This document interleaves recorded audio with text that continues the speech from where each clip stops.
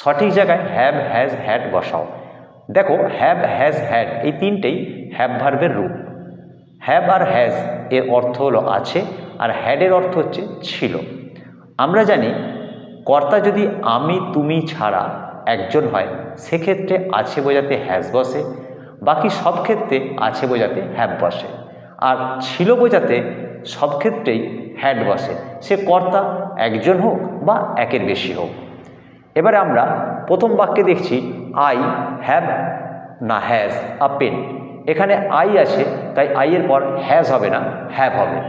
তাহলে I have. He has a book. You, দেখো এক্ষেত্রে এগো আছে তাই এখানে ছিল অর্থে হ্যাড হবে, you had a kite ago. We have many toys. আবার এই সেন্টেন্সও দেখো এগো আছে তাই এখানেও হ্যাড হবে, ছিল অর্থে। They had a house in Kolkata. My mother has a blue sari. An ox has two horns. A cow has a long tell.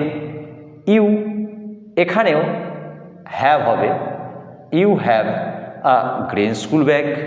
The trees, দেখো এই সেন্টেন্সেও এগো আছে তাই ছিল অর্থে হ্যাড হবে, the trees had green leaves এগো।